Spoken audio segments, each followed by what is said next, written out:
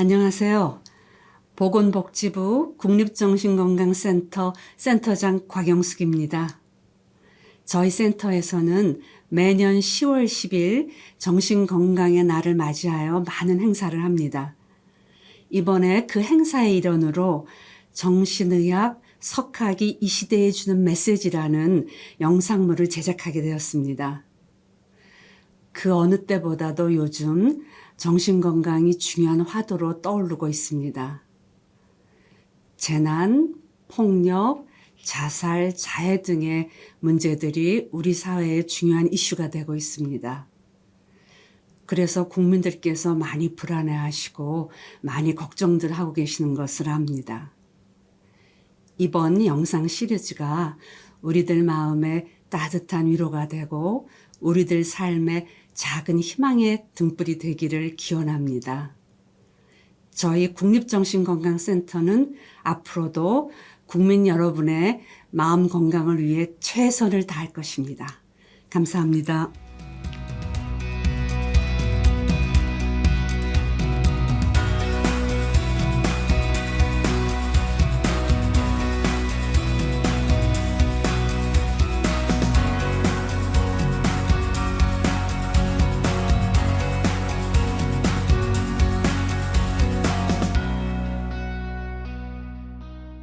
네, 오늘 진행을 맡은 카카오헬스케어 정신과 전문의 김수진입니다. 2025년 바야흐로 우리나라도 초고령 사회에 진입합니다. 대한민국의 현재 평균 수명은 83세이고요. 건강한 삶을 영위할 수 있는 소위 건강 수명은 73세라고 합니다. 이 10년을 간극을 줄이고 더 건강하게 살 수 있는 거가 가장 중요하다라고 강조하시는 박사님이 계십니다. 네, 한국을 대표하는 정신과 의사이자 뇌과학자이신 이시영 박사님이신데요. 이 신인류가 몰려온다, 내 삶의 의미는 무엇인가 등 무려 122권의 책을 쓰신 작가이시기도 합니다. 우리 고령 인구의 건강한 삶을 위해서 끊임없이 고민하시는 박사님 오늘 한번 모셔보겠습니다. 네, 박사님 안녕하세요. 네.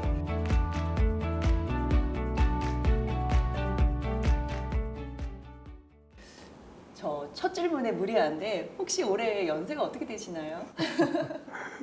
우리가 이제 만으로 계산하니까 79입니다. 좀 창피하지만 아니 89이에요. 89. 89이세요. 이제 내일이면 이제 90이 됩니다. 와, 네, 정말 정정하시네요. 선생님. 감사합니다. 네, 이제 사실 다른 사람들도 이렇게 박사님처럼 뭐 이 연세까지도 이렇게 액티브하게 열정적으로 지내고 싶어 하실 것 같은데 그렇죠. 좀 하루 좀 생활 루틴이 어떤지 좀 궁금해요. 제 하루 생활은 상당히 오랫동안 아마 거의 습관화된 것 같습니다. 대개 한 5시 안팎에 일어나고 그러면 이제 커피 한 잔 끓여 마시고 가벼운 운동을 되게 저는 방 안에서 합니다. 네. 집게 올라가지고 밖에는 안 나가고요. 그리고 저 아침은 상당히 간단합니다. 저는 좀 소식을 하는 편이에요. 네. 그 전부터라도 그랬습니다. 네, 네. 그러니까 아침에는 그래도 이제 이 당근 주스 한 잔을 꼭 마십니다. 그 다음에는 아주 가벼운 채소 식당, 아침 샐러드 식단을 주로 이제 그렇게 아주 가볍게 먹는 게 내 아침입니다. 아주 간단하죠. 네. 그 다음에 이제 밤에 자는 거는 대개 한 10시쯤 뉴스 끝나면은 이제 자게 되면은 뭐 이런저런 생각하다 보면 한 10시 반은 잠들게 되죠. 그게 제 하루 전체적인 내 생활 리듬이 그렇습니다. 아직도 공부를 하세요? 무슨 공부를 하세요? 공부요. 그게 공부라는 게 그게 뭐 의사의 숙명입니다. 이 의학이라는 것은 뭐 해마다 다르잖아요. 그러니까 커피도 그전에 뭐 많이 마시면 안 된다 그러더니 요즘 또 마시라 그래요 또. 이게 진리가 바뀌는 거예요. 사실. 그러니까 이제 내 책도 그렇게 많이 써야 되는 이유도 그렇고 공부를 많이 해야 되는 것도 그렇고 공부를 한다기보다 그냥 잡지를 그냥 뒤적거리는 것이죠. 혹시 그동안에 뭐 바뀐 게 뭐 있나 없나 그런 걸 보기 위해서. 어떻게 이렇게 열심히 액티브하게 사실 수 있는 원동력이 되시나요? 그게 뭐 제가 아까 의사의 숙명이라고 그랬지만 의사들은 그렇게 하지 않으면 안 됩니다. 워낙 그 의학 발전이라는 게 빠르고 또 의학은 뭐 이게 사람 생명과 직결이 되는 문제니까 다른 건 좀 틀려도 괜찮아요. 근데 의학은 틀리면 안 되죠, 정말.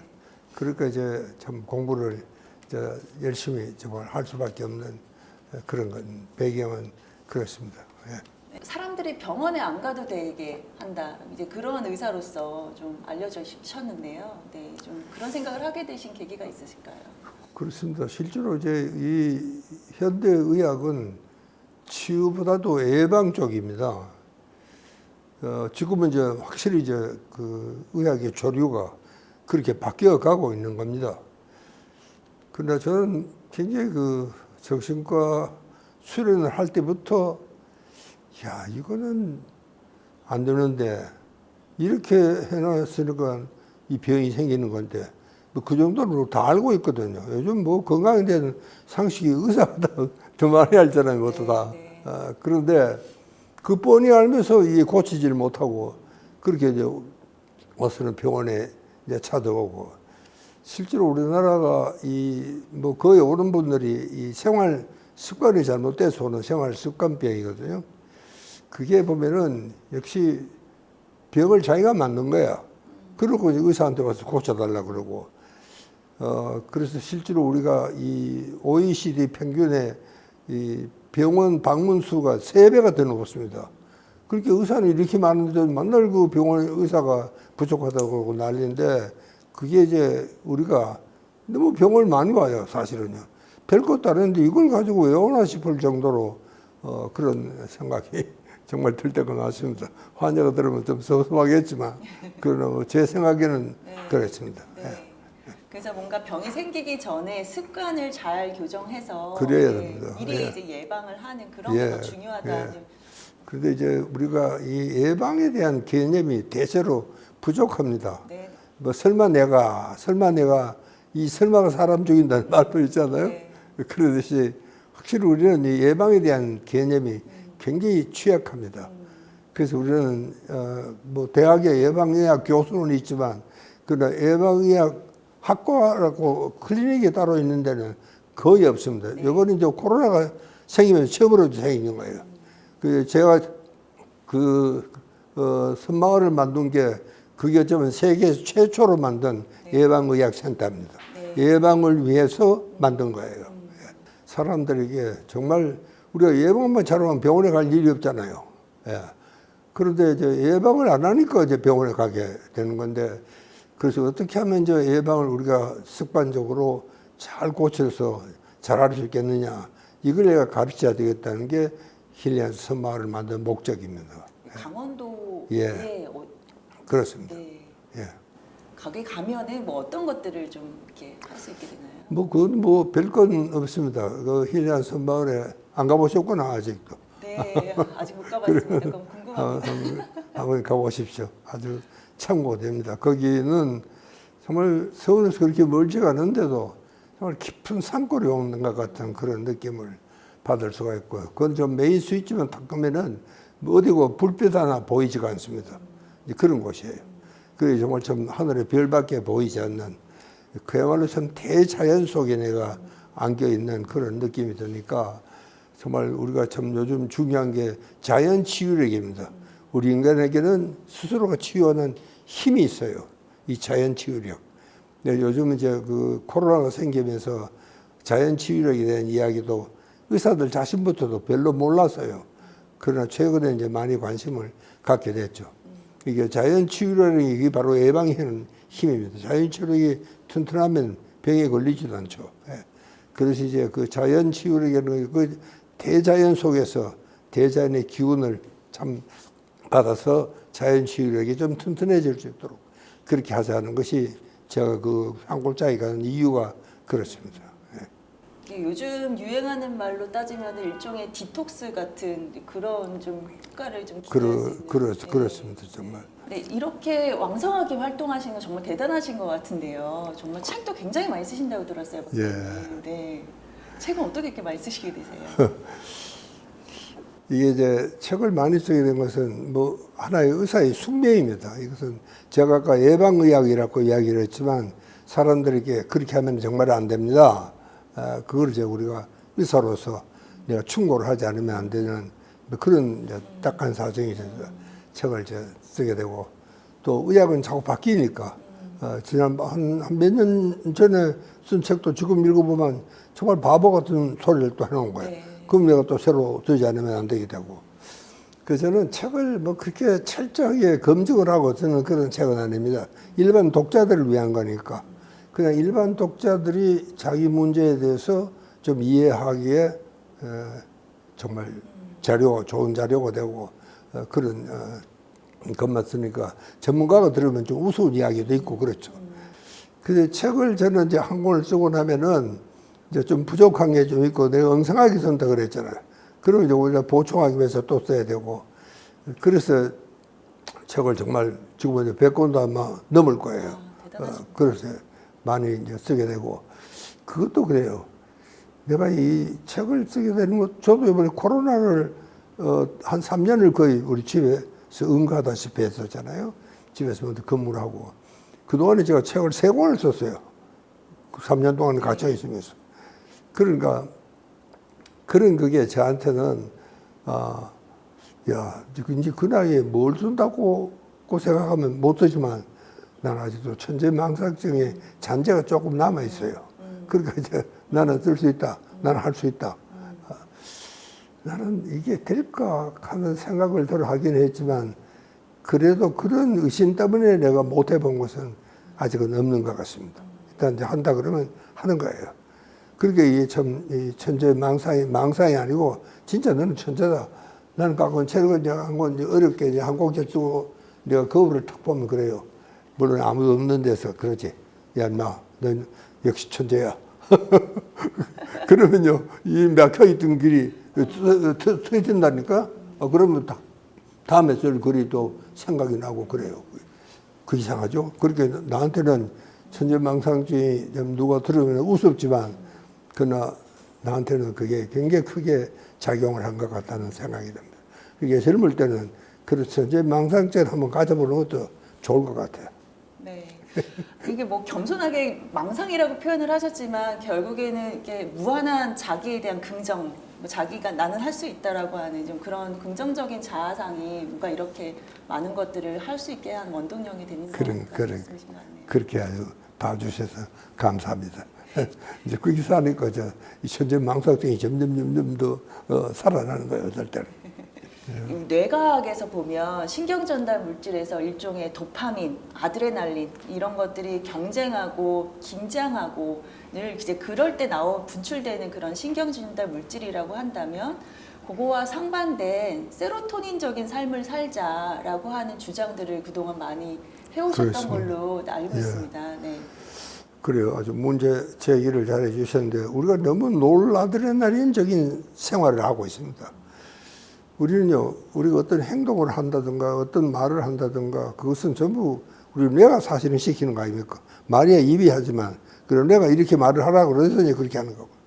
그러니까 이 뇌 신경 생리 연구가 요즘은 굉장히 많이 발달이 되죠. 제일 많이 발달된 부분이 뇌입니다. 그전에는 그냥 블랙박스 그래서 뭐가 뭔지도 잘 몰랐지만 이제 놀라드레날린 이야기했지만 인간이 화가 날 때 공격적으로 되고 이럴 때는 놀라드레날린이 분비가 됩니다. 그리고 그걸 어떻게 진정을 시켜야 되잖아요. 그냥 놔두면 저처럼 사람을 죽일 수 있는 그런 살인 현장까지도 일어나게 되는데, 그래서 그거를 정말 가라앉히려는 그렇게 어떤 조절하는 호르몬이 필요한 겁니다. 그 조절하는 호르몬이 우리가 세로토닌이라고 이야기합니다. 세로토닌. 뭐 여러 가지 호르몬이 있겠지만 그중에 제일 중요한 역할을 하는 게 조절 호르몬 세로토닌. 그러니까 우리가 보통 이제 우리가 호르몬이라고 하지만 사실 전문적으로는 신경 전달 물질이라고 합니다. 신경을 전달하는 물질. 그런데 다른 것은 다 신경 전달 물질이라고 하지만 세로토닌만은 신경 조절 물질이라고 그러기도 합니다. 뉴로 레귤레이션 트랜스미터. 그러니까 조절하는 겁니다. 이게 뭘 조절하느냐? 폭력을 조정하고 너무 급격하게 되는 것이 조절하고. 요즘 우리 한국이 참 보면 제일 걱정이 요즘 가령 보복 운전해도 그렇잖아요. 그거 별것도 아닌데 자기 좀 추월했다고 화가 나서 차를 세워가지고 고속도로 한복판에서 그러다가 큰 사고를 정말 냈던 그런 이야기도 내가 들었는데, 그러니까 이 사람이 참지를 못하는 겁니다. 이 참아야 될 경우에는 참아야 되거든요. 우리가 신경에서 무슨 이야기를 할 때는요, 주된 호르몬만 이야기하지 그것만 분비되는 건 물론 아닙니다. 이제 노르아드레날린이 분비될 때도 같이 공격성 호르몬은 같이 분비가 되는 겁니다. 세로토닌도 마찬가지예요. 그런데 이제 주로 세로토닌이 주된 작용을 하기 때문에 세로토닌이 여러 가지 그런 기능을 우리가 이야기를 하게 되는데, 실제로 저는 생각하기에 우리 한국에 제일 필요한 게 세로토닌이라는 생각을 했습니다. 그래서 이건 정말 하나의 국민 운동으로 이렇게 발전시켜 나가야 되겠다 하는 것이 제 생각이었습니다. 왜냐하면 이 세로토닌은 이제 조절해야 되니까 모든 걸 조절, 식욕 조절하는 거, 폭력성 조절하는 거, 공격성 조절하는 것, 뭐 혈압 조절하는 것, 그다음에 뭐 이 밥 먹는 거 조절하는 것, 이 모든 걸 조절하는 것은 세로토닌이 하는 일입니다. 그러니까 이걸 이제 조절해야지, 조절이 잘 돼야지 우선 폭력성이 줄어들고 좀 얌전해지고, 그다음에는 이제 정말 이 세로토닌은 이 평균 수준을 유지하게 되는 그런 작용을 하기 때문에, 예를 들면은 그렇게 조용해지니까 아이들이 굉장히 주의 집중력도 좋아지고 창조성도 좋아지고 공부도 잘 됩니다. 그래서 세로토닌은 일명 공부 호르몬이라는 말도 있습니다. 그래서 세로토닌이 높아져야지 공부가 잘 되고 주의 집중이 잘 되고 창의적으로 되고 이렇게 공부가 잘 되는 것이죠. 그러니까 이 세로토닌은 기능이 굉장히 많습니다. 그 다음에 또 하나는 이 항중력근을 이겨내는 힘이 있습니다. 이 미인 호르몬이라고 그러기도 합니다. 우리는 굉장한 중력을 받고 살고 있거든요. 그래서 그 중력을 이겨내는 힘이 세로토닌입니다. 그렇게 세로토닌은 공부 호르몬이라는 말도 있고, 미인 호르몬이라는 말도 있고, 행복 호르몬이라는 말도 있고, 그 다음에 이것은 또 이 다이어트 호르몬입니다. 우리가 이제 이 선생님들이 다이어트를 하는 프로그램에 들어가 보면 많은 경우 천천히 먹어라, 잘 씹어 먹어라, 그런 이야기를 많이 합니다. 네. 그건 왜냐하면은 우리가 잘 씹어 먹어야지 이 세로토닌 신경이 어디 있냐면 바로 우리 뒤통수에 여기 있습니다. 네. 여기 분포가 되어 있습니다. 이렇게 우리가 이 씹어 먹으면은 이게 씹는 이 작용이 바로 세로토닌 신경을 자극을 합니다. 그래서 세로토닌이 분비가 되는 거예요. 그러면 이제 이 세로토닌이 분비가 돼야지 식욕 조절이 됩니다. 식욕 조절. 이게 없으면 뭐 끝도 없이 계속 먹잖아요. 그러니까 이제 이 식욕 조절이 되는 것도 이게 이제 세로토닌의 기능입니다. 이게 뭐든지 우리가 세로토닌이 그렇게 중요하지만, 그럼 세로토닌이 어떻게 하면 분비가 되느냐? 리드미컬한 운동을 해야 됩니다. 리드미컬한 운동을. 씹는 것도 리드미컬한 운동 중에 하나죠. 그렇게 우리가 이렇게 운동을 하면, 이 북을 치는 것도 전형적인 리드미컬한 운동이죠. 이게 북을 치면은 스트레스 해소도 되지만, 실제로 아이들이 굉장히 마음이 정말 편안해서, 그리고 아이들이 공부가 잘 되고 그렇습니다. 그래서 우리가 처음 이제 시작한 게 영주에서 시작을 했는데, 영주 영광중학교에서 시작을 했는데, 거기에서 이제 전국적으로 돼서 저 고등학교도 아주 한 기업에서 아주 원조를 잘 해주셨어요. 한 학교 보통 창업하는데 북에 15개가 필요하고, 또 북가르치는 선생님도 필요하고, 한 2천만 원이 필요합니다. 뭐 내가 그 돈이 없잖아요. 그런데 저 아주 참 좋은 기업에서 잘 도와주셔가지고 우리가 지금까지 한 230개 중학교에서 세로토닌 드럼 클럽을 하고 있습니다. 그리고 그 1회 졸업생이 올해 막 졸업을 했어요. 졸업을 해서 군대에 갔다가 이제 돌아왔어요. 그래도 참 영주에서는 참 고맙게도 이 아이들을 위해서 다른 데 보내면 안 된다. 이 아이들이 세로토닌 예술단이라는 걸 만들어가지고 굉장히 참 활동을 많이 하고 있습니다. 그래서 이 아이들을 위한 연주 무대도 만들어주고, 공연장도 만들어주고, 사무실도 만들어주고, 영주시에서는 참 고마운 일을 많이 하고 있습니다. 그 저도 영주를 자주 가는 편입니다. 그 덕분에 내가 영주 명예 시민이 됐어요. 그렇게 이제는 정말 거기서뿐만 아니고 전국적으로 세로토닌은 이거는 뭐 그렇게 어렵게 공부를 할 것도 없습니다. 요즘 보면 뭐 오케스트라로 배운 아이들도 네. 있고 뭐 그런데 그 사실 상당히 어렵습니다. 이 바이올린 이게 뭐 하루 이틀만 되는 게 아니잖아요. 그런데 이게 북은요 아무나 합니다. 이게 아무것도 가르치지 않아도 그냥 또 이제 또 들어가면 이게 이상해요. 그 우리 한국 사람들이 아마 본성인 것 같아요. 이게 한 20분, 30분 지나면요. 그 여러 사람들 지멋대로 치던 게 이 리듬이 탁 살아나와요. 쿵짝쿵짝쿵짝. 그 참 이상해요. 어떻게 돼서 그게 그렇게 되냐. 약속을 한 것도 아니에요. 그게 그렇게 된다고요. 그래서 이제 이번에는, 그래서 이제 군대도 우리가 시작을 했고, 정말 이제 일부대, 또 일기업, 이렇게 해서 참, 우리 민남교육 회원이라고 그 양반이 이제 그거를 하나씩 잘 조직을 해줬어요. 그래서 군대도 몇 개 생겼고, 그래서 앞으로 우리는 이제 전교, 전국 그 학생이 중학교 학생들은 이걸 다 하고 또 일반 성인들도 이걸 우리가 해야 되겠다. 지금 그렇게 해서 참 이게 아래 국민운동으로 전개될 그런 차이 있습니다.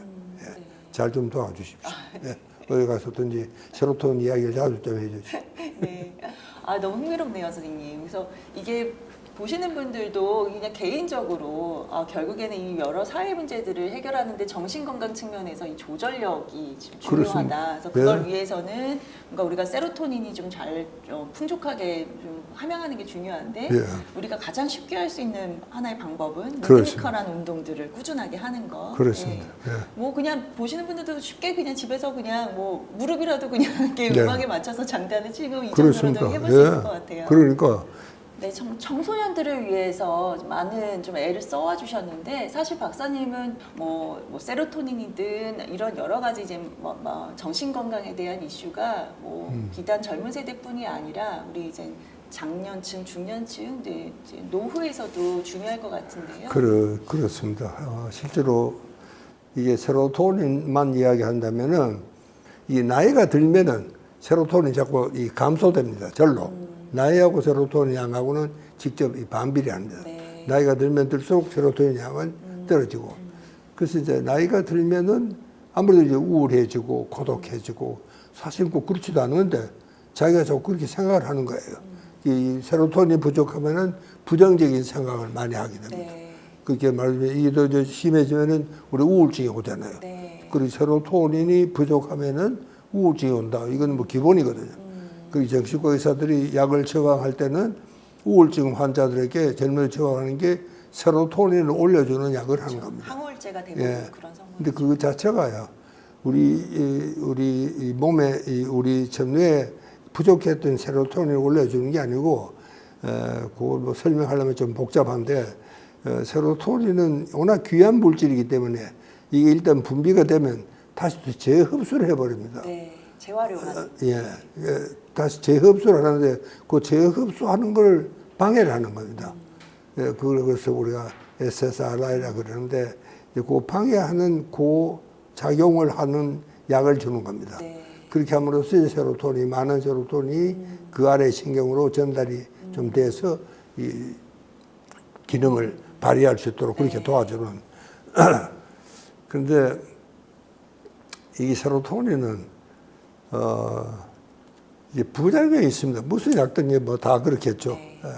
그러니까 이제 주로 이제 흔한 부작용은 특히 여성들인 경우에는 이 손이 좀 떨리기도 하고 또 이게 다이어트에도 문제가 생겨가지고 이제 살이 찌는다는 사람들도 좀 있고요. 그다음에 굉장히 목이 마릅니다.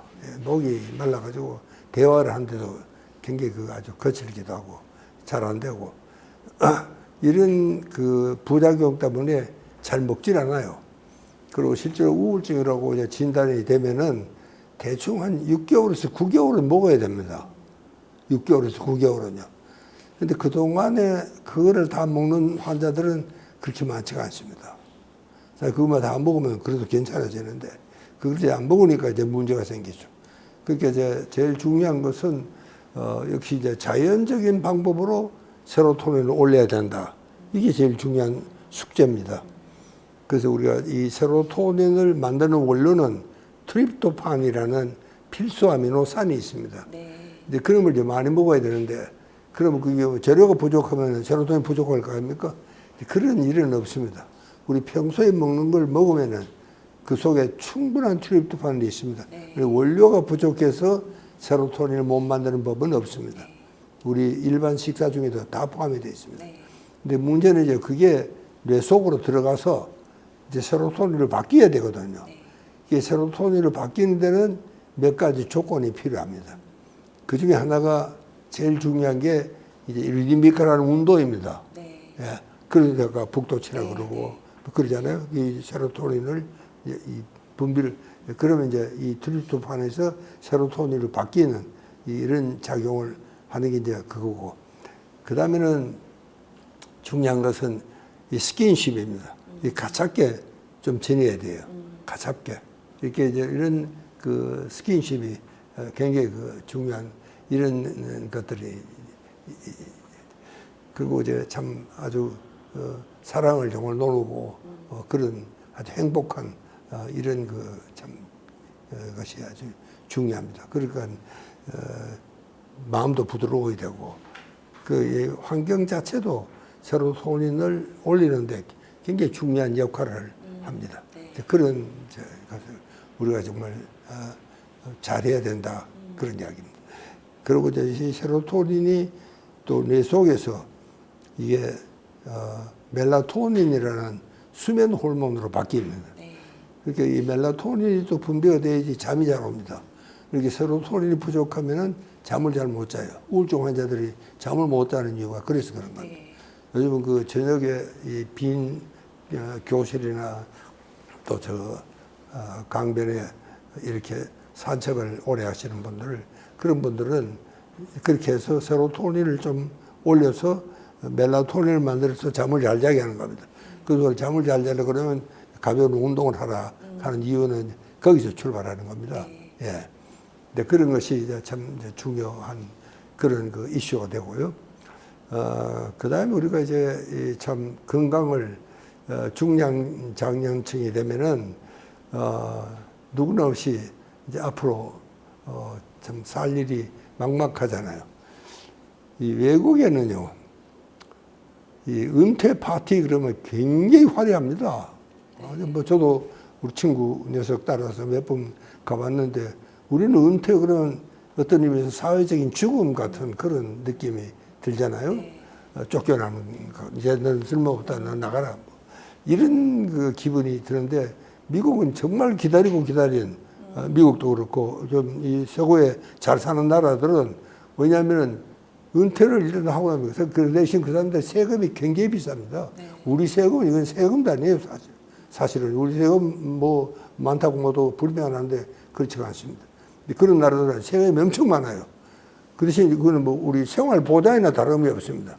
그 대신 이제 은퇴를 하고 나면 그 다음부터는 정부가 100% 책임을 지는 겁니다.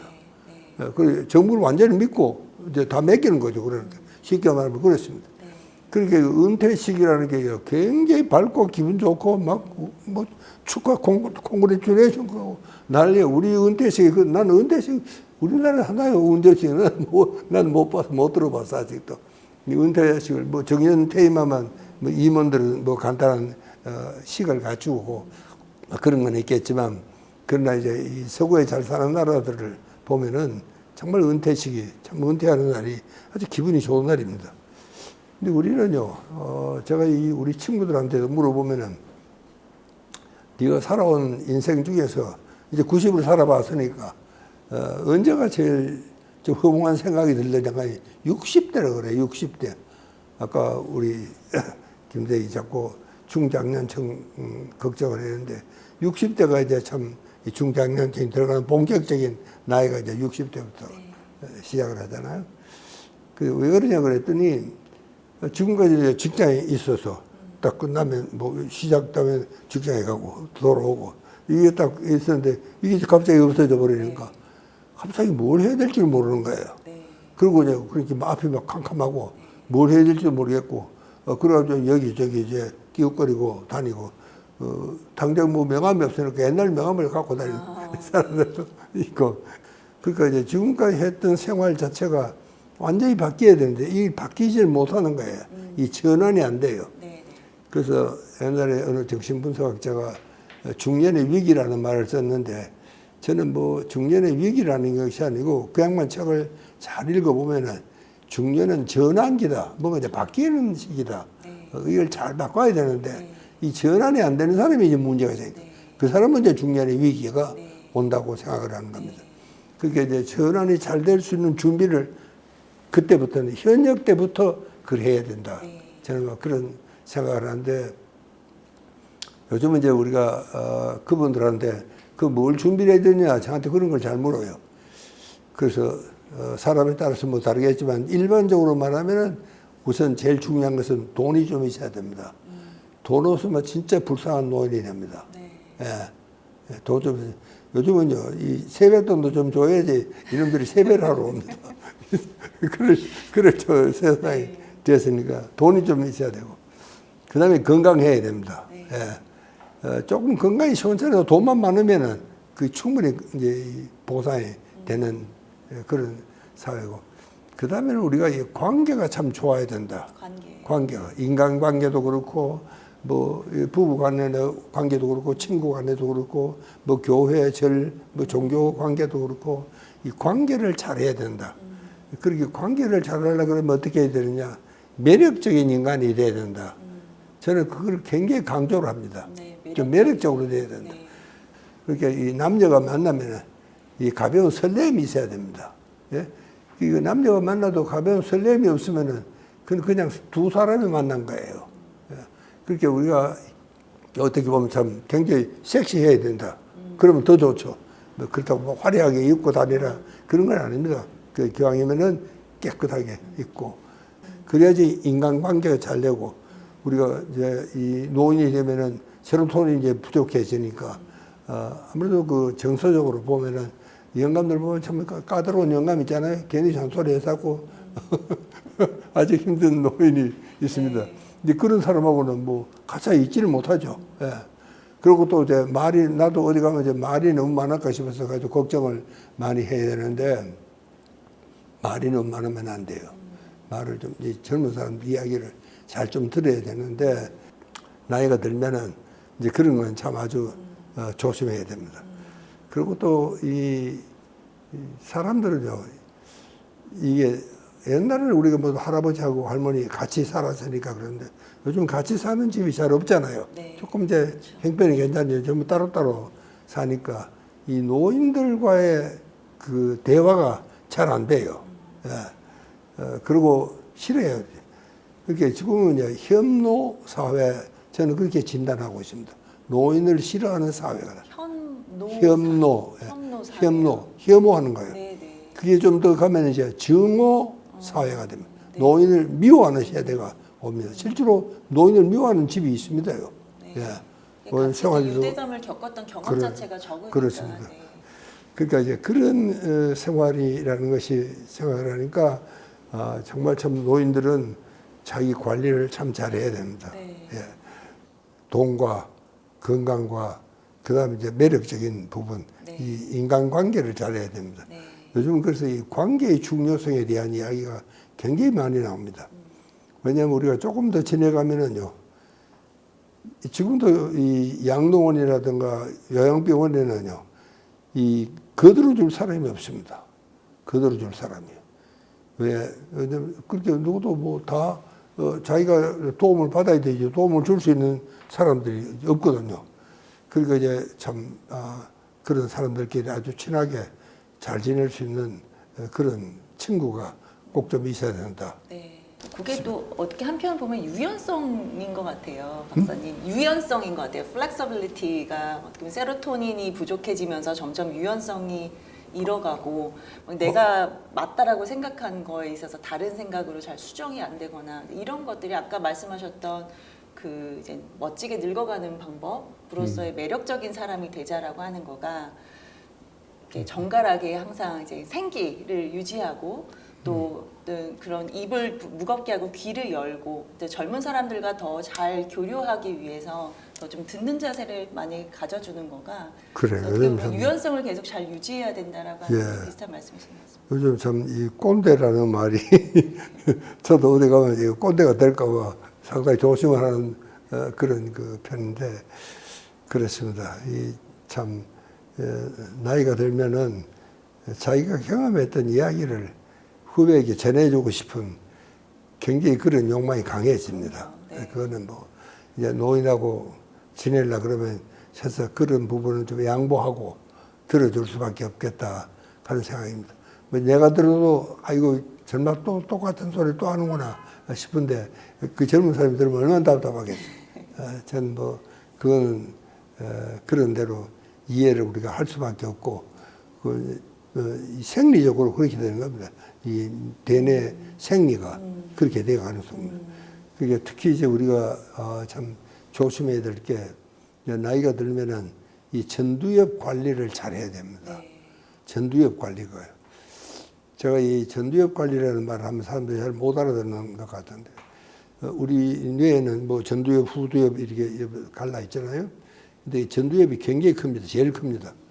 그러니까 이 전두엽이 있어서 인간이 인간스러운 인간이 되는 겁니다. 전두엽이 요 전두 앞부분 예, 앞부분이 이마 네. 뒤에 이 부분이 제일 중요합니다. 예. 그러니까 우리가 참 이 고등 감정이라든가 사고라든가 판단이라든가 윤리관이라든가 도덕관 이런 모든 것들은 전두엽이 관리하는 겁니다. 가장 고차원적인 기능 그렇습니다. 예. 그러니까 이 전두엽 관리를 잘 못하면은 이게 정말 참 큰 문제가 일어나기 쉽죠. 그래서 이 전두엽은 우리가 다른 한 70대가 되면은 다른 신경도 되게 그렇습니다만은 70대가 되면은 전두엽 관리를 잘못하면 전두엽 30%가 위축이 된다 그래요. 네. 정확히는 29%, 그다음에 통계는 그렇습니다. 네. 한 30%가 위축이 된다 그러니까 전두엽이 갖고 위축이 되면 기능이 그만큼 떨어진다는 이야기거든요. 네. 그러니까 인간스럽지가 못하게 되는 거예요. 이렇게 아주 인간스러운 고급 판단이라든가 고급 감정이라든가 이런 것들이 완전히 무너지는 것과 마찬가지입니다. 그러니까 이 전두엽 관리는 정말 제가 아직도 글을 쓸 수 있다는 것도 전두엽이 시원찮으면 글이 되지가 않습니다. 누가 봐도 뭐 왔다 갔다 하고 뭐 그건 쓴다고 써도 그 글이 아닌 거예요. 그래도 아직도 저는 뭐 글을 쓰고 출판을 하고 그 출판사에서 또 그 요즘은 출판사에 그 젊은 직원들이 많아요.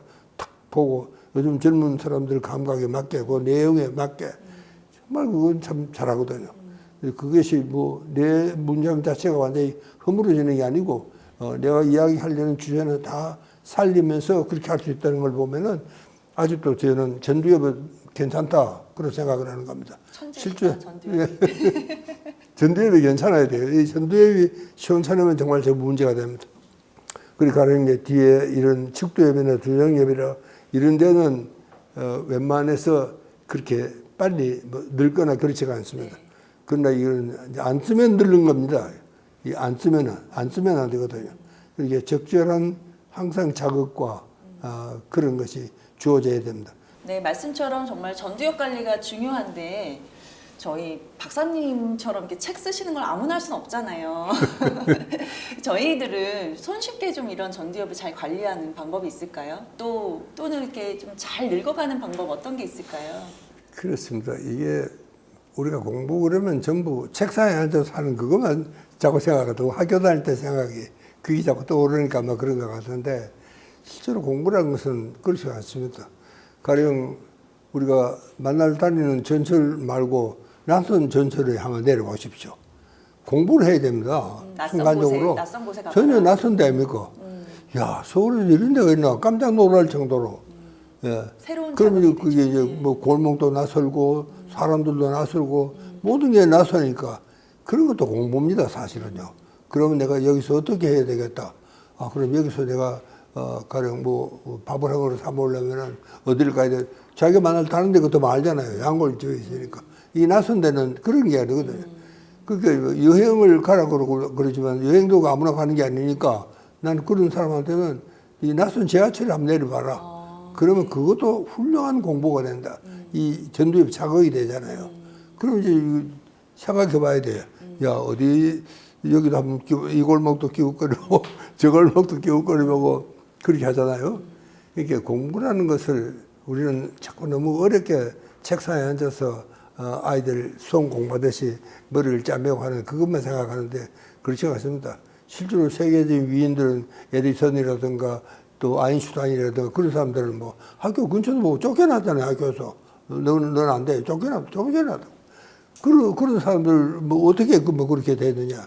그러니까 사실은 우리가 정말 그 낯선 지하철에 내리는 것도 공부가 된다. 이게 자극이 되는 겁니다.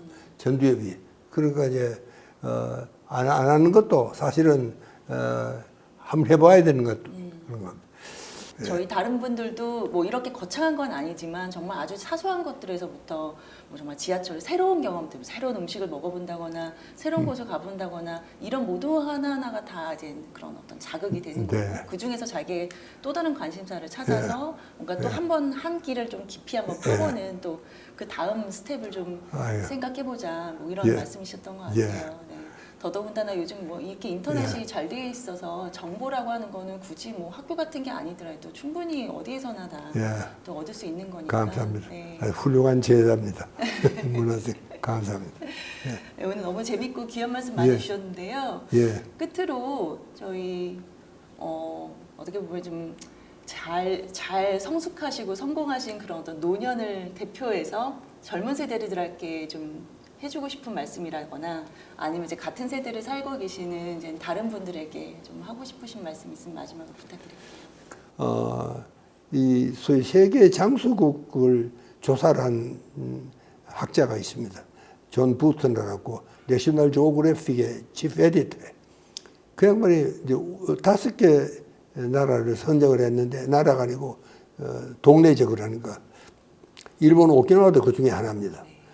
근데 그 사람의 특징이 뭐냐면은 그 노인들이 왜 그렇게 장수를 하냐고 봤더니 노인들이 죽을 때까지 일을 하는 겁니다. 그렇게 할아버지가 지은 농산물을 고구마를 삶아서 아이가 먹는 겁니다. 그러니까 그 할아버지를 존경하지 않을 수가 없지. 자기 먹거리를 할아버지가 챙기는데. 옛날에 우리 마을에도 보면요. 진짜 이 밤매다가 돌아가시는 어른이 계세요. 밭고랑에서 돌아가시는 거예요. 그래서 그런 걸 생각하면은 노인들도 대접을 받아야 되겠다는 생각하지 말고 자기도 자기가 할 수 있는 범위 내에서 제가 저기 지하철 버스표를 돈을 꼭 내고 탑니다. 저는 뭐 한 번도 나는 지하철 공짜로 타본 적이 없습니다. 유료 승객입니다. 그게 왜냐? 그래야지 내가 적어도 이 나라에 참 작은 일이지만 빚을 지고 지지는 않겠다. 그렇게 저는 노인들한테도 그렇게 생각합니다. 저는 지하철을 타도 저 젊은이들이 있는 그 경로소 근처에는 가지 않습니다. 그 가면 애들이 괜히 좀 미안하잖아요. 비켜줄까 말까 쳐다보기도 하고 눈치도 보고 그게 싫더라고. 그래서 나는 꼭 문간에 서서 그렇게 갑니다. 실제로 이 전차를 타면은요, 이게 흔들리고 이러니까 균형 잡기 운동에도 굉장히 좋은 운동입니다, 사실은. 노인들이 그때 그런 운동도 좀 하셔야 돼요. 그러니까 너무 우리가 대접을 받겠다는 생각도 하지 마시고, 노인들은. 또, 그리고 참, 이 젊은이들은 우리가 정말 아름답고 행복한 나라가 되었는데 이게 공짜로 된 게 아니다. 이게 정말 우리가 피땀 흘려서 세운 나라다. 그런 가꾼 나라입니다. 이런 생각을 정말 서로가 할 수 있으면 서로가 존경하고 그렇게 되지 않겠나. 저는 뭐 노인들한테도 그렇고 또 젊은이한테도 그런 생각을 좀 할 수 있었으면 좋겠다는 이야기를 끝으로 꼭 강조를 하고 끝내야 할 것 같습니다. 예.